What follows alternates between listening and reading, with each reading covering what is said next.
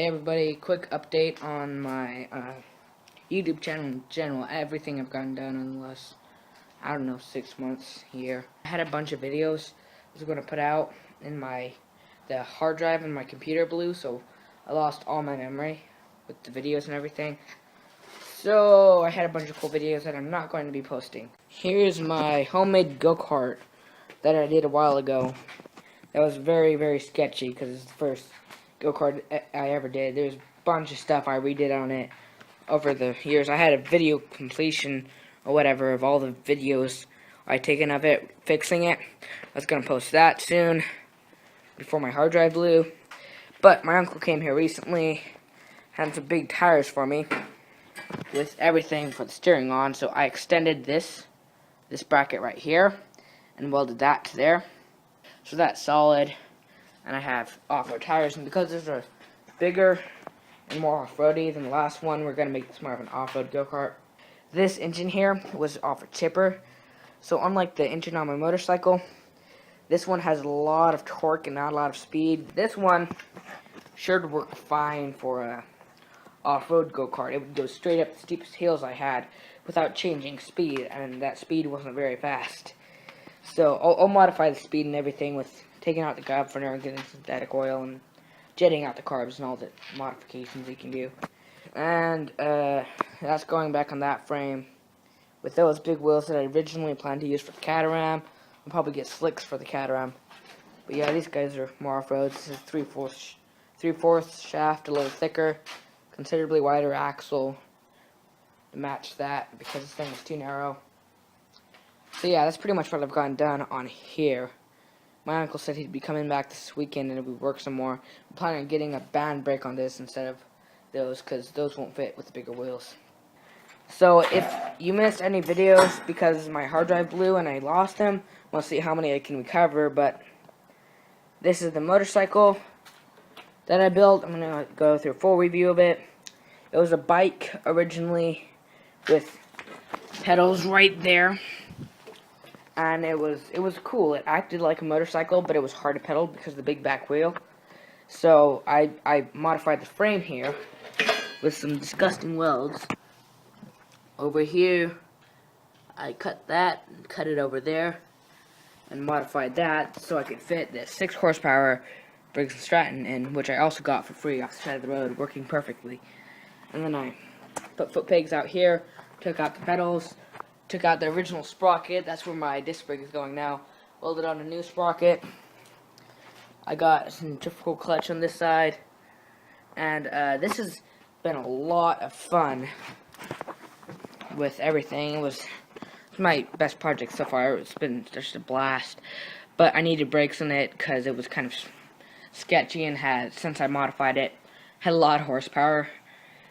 The one thing the couple things I need to do on this, I need to get the disc brake set up, which I talked about, and I need to jet out the carbon. This has no air and fuel mixture, and I got a high performance air filter for it online, so it has a lot of air, so when it doesn't have a load, you can hear it rev really loud. It sounds like a dirt bike, backfires a bunch.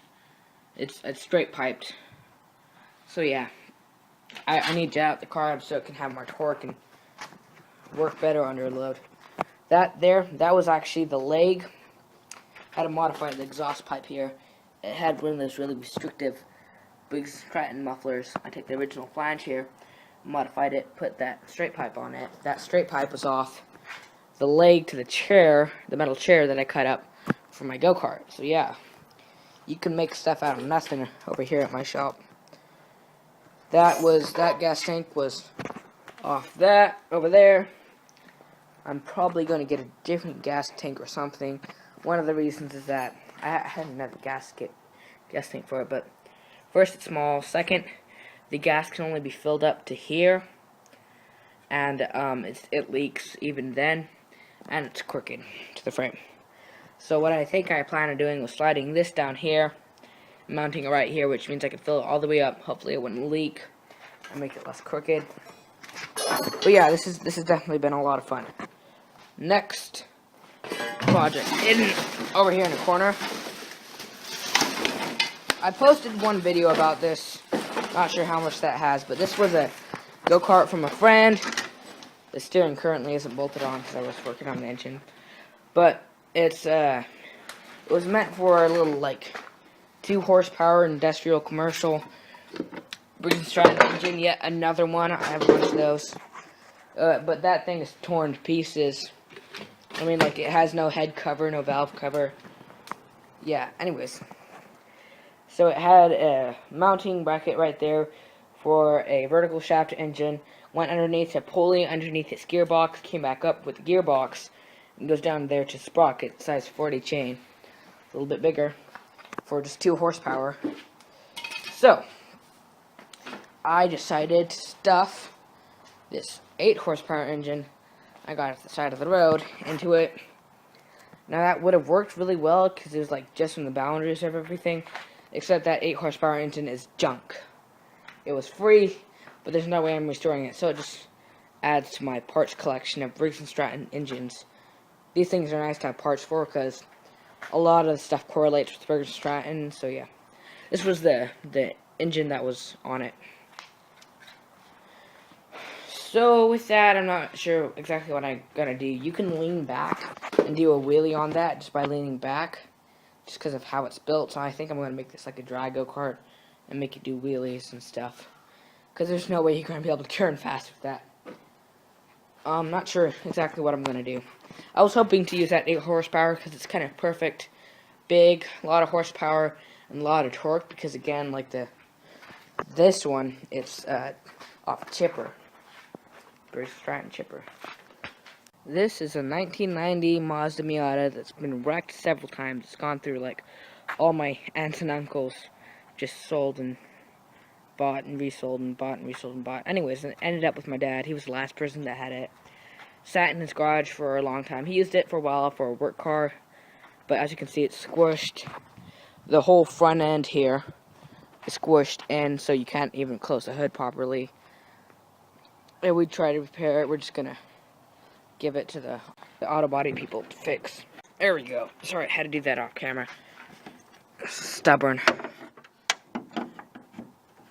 It had a bunch of mechanical problems I could fix though too. Electrical problems. Cooling fans didn't work. That turned out to be the cooling sensor and the relay, both of which had problems.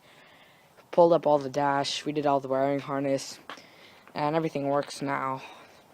It had another problem where it would start sometimes and wouldn't start sometimes.